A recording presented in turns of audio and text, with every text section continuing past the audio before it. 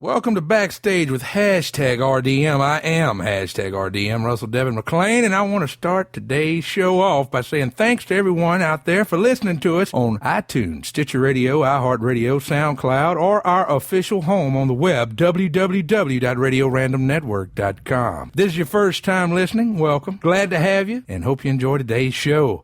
I got a great show today. I'm going to be talking with country music legend Gene Watson about his new album, Real Country Music, and a new project with Gene and Moe Bandy on the RFD-TV. We'll get into that with Gene here shortly, and I'll also be joined by Canadian singer-songwriter Ed Roman to talk about all of his current projects as well. But before we get into all that, I want to remind everybody that we've launched a new show on Radio Random Network. It's called Pod Classics. Basically, it's interviews that I conducted in the early days. They are digitally remastered, and you can hear past interviews with recording artists, actors, authors, and more. The show airs on Saturdays at noon, and last week I revisited the interview I had with R&B legends H-Town. So be sure to go check that out at RadioRandomNetwork.com. Speaking of the website, don't forget that that's the place to go on the web to find all of our weekly shows, connect with us on social media, what's going on with us, find out when we're going to launch our next show and all of our other projects. You can also listen to past episodes in their entirety. You can sign up for the monthly newsletter where you're automatically entered in our monthly contest and giveaways. All right, gang, let's get the show on the road. Let's pay a bill. And when we come back, I'll tell you about some upcoming events, and then I'll be talking to the singer, Mr. Gene Watson. Y'all stay with us. We'll be right back. Today's episode of Backstage with hashtag RDM is powered by audibletrial.com. Audible is the leading brand in audiobooks and has over 180,000 titles to choose from for your iPhone, Kindle, Android, or MP3 player. Exclusively for the listeners of Backstage with hashtag RDM, Audible is offering a free audiobook that's yours to keep forever with a 30-day free trial. All you have to do is visit www.audibletrial.com/backstage to get your free audiobook with your 30-day free trial. So go do that today and support Backstage with hashtag RDM.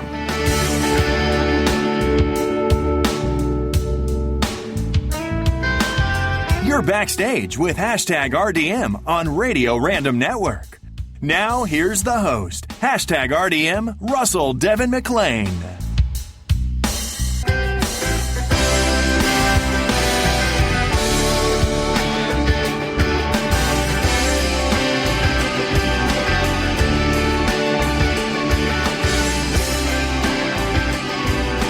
All right, it's time to talk about a couple of upcoming events.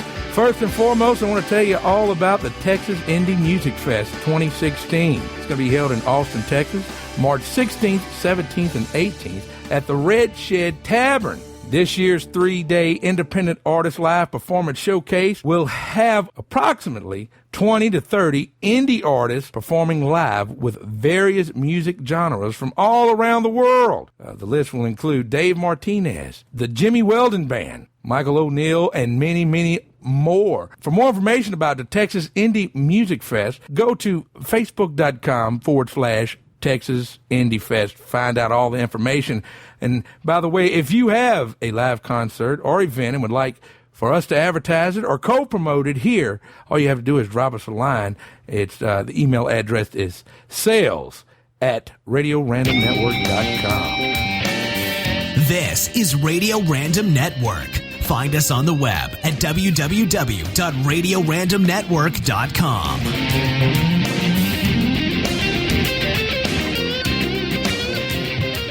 Where you at in Louisiana? We're here in Baton Rouge. Oh, Baton Rouge, okay. Not a bad place at all, man. Hey, Louisiana's good. I love Louisiana. If you got some Cajun fans, they are fans to the end. Yeah, they'll party with you, too. They kind of know. They know. Hey, they invented that party. Yes, they did. All right, my guest today on the Radio Random Network, he is known as the singer's singer. He's an original troubadour, and he's here to talk about his brand new album, Real Country Music. I'm talking to the one and only Mr. Gene Watson. Gene, how are you doing today, brother? I'm doing good. You doing all right? We're doing good, man. So you got a lot of stuff going on this year. You got the Real Country Music. The album is available now for pre-order, And you also have you and Moe Bandy, your good friend Moe Bandy. You guys are going to be doing some stuff with the RFD-TV stuff. You got a tour, man. How you keep up with your schedule these days, man? Well, I'll tell you, I got a lot on my plate, and we're trying to get back in the studio and complete a gospel album. So we got a lot going on, and I'm happy that we finally got this last project, ready for release, Real Country Music, and I think it's something the fans will really going to enjoy. And of course, the Gene and Moe show coming up. We're looking forward to that. We've had a lot of response since the special that RFD ran, and so we're going into production here just pretty quick. So we're looking forward to that. And it is kind of hard to find time to get everything fitted in there, but we're trying our best, and it's a pleasure to be talking to you this morning. Yes, indeed. Were you talking about that Gene and Moe show? I know you probably don't want to give a whole lot of details out right now because it's still in it's still in the production, still in the works. But it's a little bit different than what you guys did last year. You did the special, but this year you're going to be doing it in different locations and stuff. From what I understand, is that correct? Yeah, it's going to be shot on location wherever we might be, wherever the occasion might happen, and it's completely unscripted. Of course, anybody that's been watching me and Moe Bandy, they know that just about everything we do is unscripted anyway. but it's going to have the Moe Bandy music in there. It's going to have the Gene Watson music in there, and lots of other things on the side. What the things that he enjoys and the things that I enjoy, and we're going to try to mix them up and come up with. And of course, usually what he likes, what I like, mixed is about like water and oil. But we're going to make it work one way or the other. Yes, indeed. That's great. That'll be on the RFD-TV, correct? Yes, sir. That's going to be awesome. We'll go ahead. We'll share that the channel and the show notes, and then so everybody can get on board with that as well. Now, let's talk a little bit about the brand new album, Real Country Music, and it is Real Country Music. Now, it's available February 26th. 26th. Yeah, and that's the release date. They can do pre-orders like after the 15th. But, man, I just got these signing up, a bunch of them. They can order a pre-order copy with my autograph on it and everything by going online to our online store or going through GeneWatsonMusic.com, our website. Either one of them, they can find not only the new CD but all the rest of them, and hopefully some other goodies they might want, and of course our schedule where we're going to be, all kinds of things by going to GeneWatsonMusic.com. We'll be sure and share that out there for you too as well, Mr. Gene. But real quick with the album. Now, I talked to you not too long ago. You were a guest on the show. You were performing at the Opry that night. But real quick with the new album, give us a little insight behind. I mean, what was the inspiration behind this album, Real Country Music?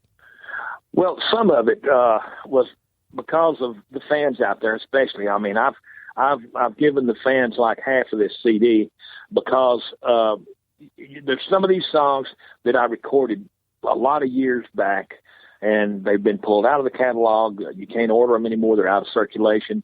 You can't buy the albums, of course, and all the shows we do, all the people come to the autograph line and, or want to know where they can get this song, where they can get that one, like the Bill Anderson written song, When a Man Can't Get a Woman Off His Mind. We've had so many requests for that since the TV show on RFD, Country's Family Reunion. I sung that song on the show with a tribute to Bill Anderson, and boy, people have been wanting to buy it. Well, the company I recorded it for shut down their country division, so that cut that off. You can't buy it anymore. And of course, there's a Better They Are, Harder They Fall, the Larry Gatlin song. I recorded it way back in the Capitol days, and it's out of circulation. You can't get it. So some of these songs I brought back and re-recorded them strictly for the fans, and that's what that's all about.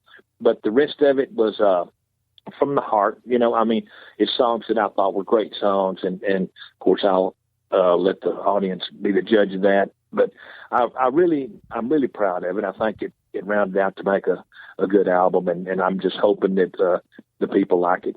Yes, indeed. Well, I'm sure they will. I mean, it's Gene Watson. I mean, how can you not like it? But with all of that said, Gene, you recorded it, like you said. You got some Chris Christopherson songs on here. You got some Bill Anderson songs he's written. Larry Gatlin. But out of all of the songs that's out of all 13 tracks on this album, do you have a favorite? I do. I have two favorites. Well, go ahead. One of my favorites is the brand new single that's been shipped on CDX, and we're really, really pushing hard. The Chris Christopherson song called "Enough for You." That'll be the first single off of the CD. Another one is the Larry Gallen song, "Help Me." It's going to be shipped on this CD project as well as the final. When we get through with the gospel album, it's going to be on that one too. And if I'm not mistaken, we've already got requests to release it on the Word label, which will go into the Christian bookstores and Christian music stores and all that. So we got a lot of things looking good about it, and I'm keeping my fingers crossed, hoping that we got some stuff that the people really enjoy. Yes, indeed. Well, with all of that said, Mr. Gene, I'm sure they will. I mean, if you're a real country music fan, this is the album for you. Gene Watson is the real deal, and with all of that said, Mr. Gene, I want to personally thank you for giving us the time of day and calling us here today on the Radio Random Network. As you know, you're always welcome here. And well, as usual, I appreciate you taking time to talk to me and giving me a chance to shout out to all the fans down there. They're beautiful people. We really appreciate them, and I'd like to thank them so much for being a fan. Yes, indeed. Well, I'm going to let you go, let you get back to your busy day, man, and we'll get together when you get down here in Louisiana. Hopefully you and Moe will be coming down here shortly, and we'll hook up. But well, I'll tell you what, we'll sure do that, and we appreciate you talking to us. Yes, indeed. Moe, we appreciate you calling in today, brother. Take care, All Mr. right. Gene Watson. Thank you, sir. It just doesn't get any better. The one and only Gene Watson. Real Country Music is the name of the album. It's available February 26th on all major digital retailers. And for more information about Gene, all you have to do is go to his official website, www.genewatsonmusic.com. Name of the album, one more time, Real Country Music. And hey, look, I already got my autographed copy, and I want to send a shout out to Mr. Scott Atkins for hooking me up with Gene and for sending me album, and you're going to love it. You can find him on Facebook as well, Gene Watson Music. With all of that said, guys, we're going to pay a small bill, and when we come back, we're going to be joined by our second guest. He is Canadian singer-songwriter Mr. Ed Roman. So stay with us. We'll be right back. If you enjoyed this episode, please leave us a review on iTunes. He's a Canadian-born singer-songwriter, rock star, country star. He's a rising star. I'm talking to none other than Mr. Ed Roman. Ed, how are you doing today, buddy? I am all right. I'm here in Ontario, Canada, the Great White North. Is it cold or what? We are sitting at minus 17 degrees Celsius right now, so that's like, well below the freezing mark. And this weekend it's supposed to be minus 22. And then we get the wind chill factor put in there. It ends up being minus 33. So I say that's cold. You can freeze meat in a couple hours, Yes, indeed. Yes, Yeah. indeed. Well, right off the bat, Ed, let's talk a little music, man. How did you get, how did all this come about with you? How did you get involved with entertainment and music? Well, at a young age, I had a learning disability. Dyslexia was sort of an issue with me academically. So I was lucky enough to have a framework of family and friends that supported that, like especially my mom. She put a guitar in my hands at a very early age. We had an old piano in the house that nobody played except me. And for me, it was just a way to really be able to express myself with all the other aspects of, the learning disability that I had. And I followed it. It was something I really always wanted to do because the music as a kid that I fell in love with had that potency to it. And everywhere I looked, especially with older brothers and sisters that were so much older than I was, I saw what those lyrics and the music did for people. So for me, I went, hey, this is a no-brainer. I really want to do this. And, as you grow, you want to learn more. I studied bass. That's my main instrument. But I tangle with a lot of different instruments and a lot of different, as you mentioned, genres. So I love it. I can't stop doing it. It's something I'll keep doing until they put me in the ground and I'm pushing up daisies, as I like to say. Yes, indeed, man. Well, real quick, I mean, you were talking about the different genres and everything, but who, as a child, who were some of the recording artists at the time that were, I guess, an inspiration to you?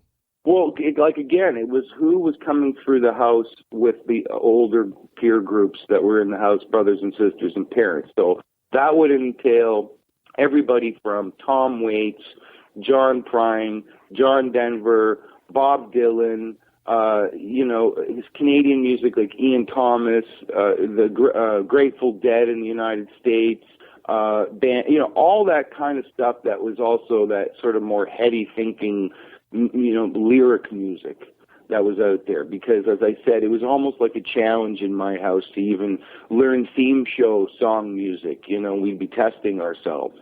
So for me, that was a huge thing. And as a young teenager, I was lucky enough, somebody handed a couple Jaco Pastorius records to me, to a friend of mine, and that changed my life. Of course, he's the great and influential, legendary bass player from the United States, from Florida, who really transformed what the bass was as far as it becoming a forefront instrument. I mean, you got to look back in the 1970s, tunes like Birdland that, he had his hand in with Joseph Zawinul and a group like Weather Report. I mean, they were winning Grammys. And most recently, there's been a wonderful documentary that's come out by Robert Trujillo, who's the bass player from Metallica, who's been friends with the family, who did a wonderful 2-hour documentary on his life and talk about his impact that he had on the music industry. So for me, when I heard that stuff, I was like, I want to do this. That really pushed me into the jazz world and the fusion world. So for all the way through, college and university, that sort of headspace prevailed. A lot of the music then that you hear of mine ranges from folk, country, rock, R&B, jazz, progressive music, spoken word.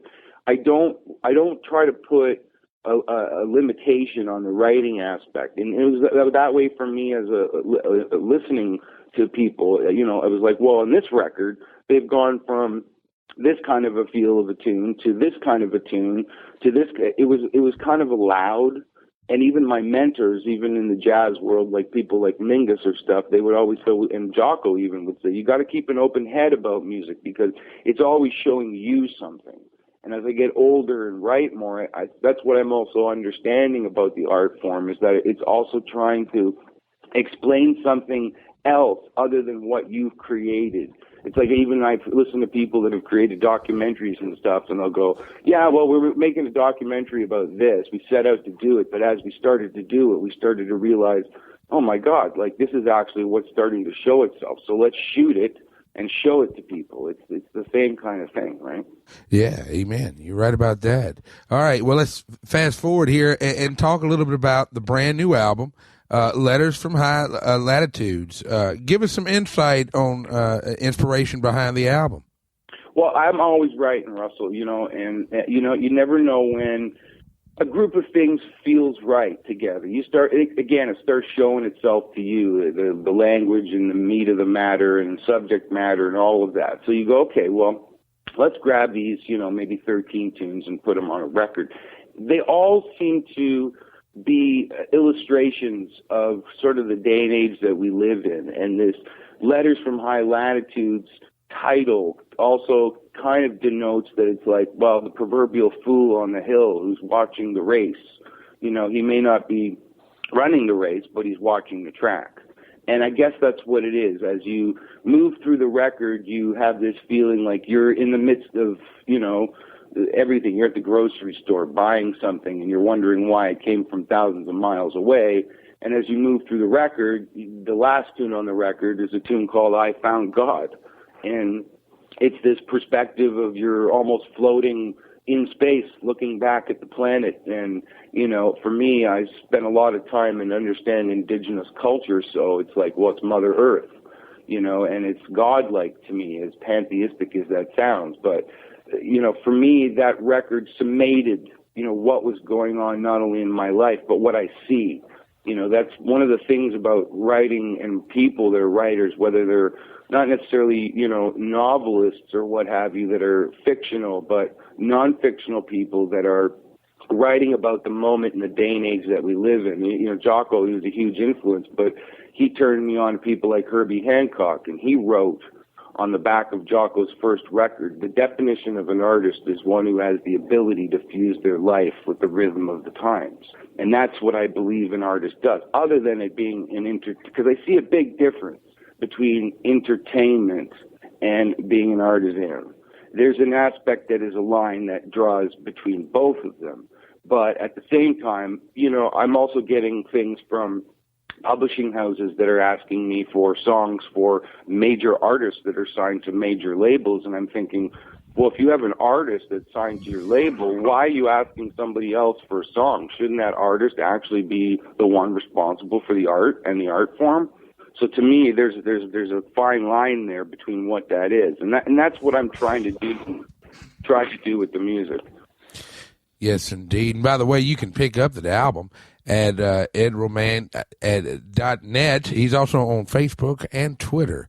You can check all that out at the website.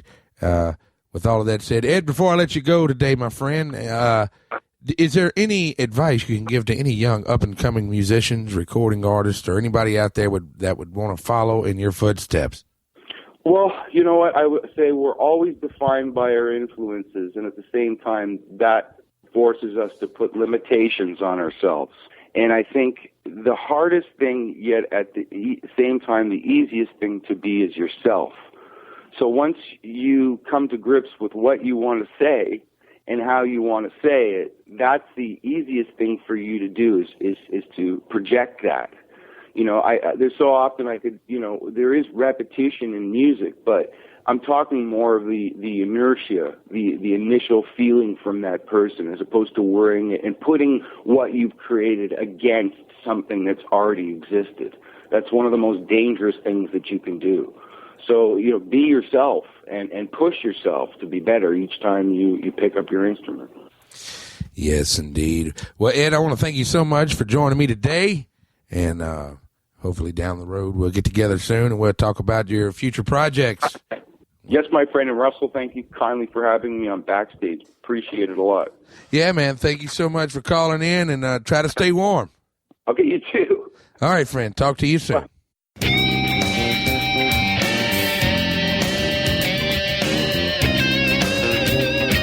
All right, before we go, I just want to remind you that if you would like to support Backstage with hashtag RDM, there's many ways to do so. You can rate and review the show on iTunes and Stitcher Radio. That helps with our outreach.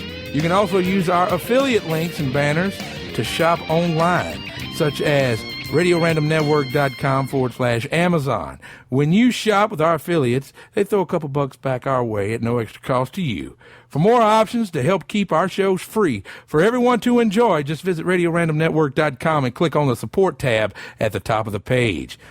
Huge shout out to the Potter and Family community on Twitter. If you want to discover great shows covering all kinds of topics, just search Potter and Family on Twitter. The last couple of weeks, I've discovered many favorites myself and have decided to showcase one of my new favorites. Here it's called the Epic Film Guys Podcast. Check it out. News on the march.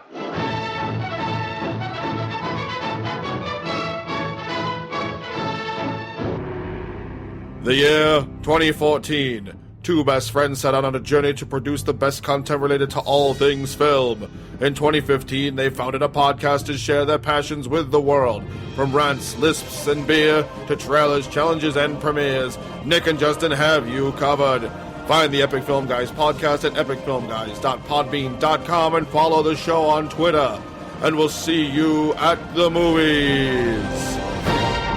News on the march.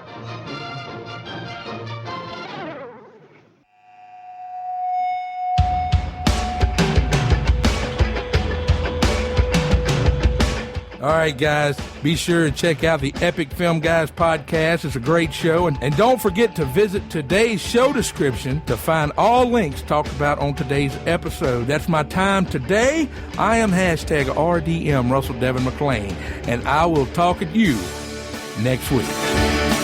Same time, same place, next week. Thanks for listening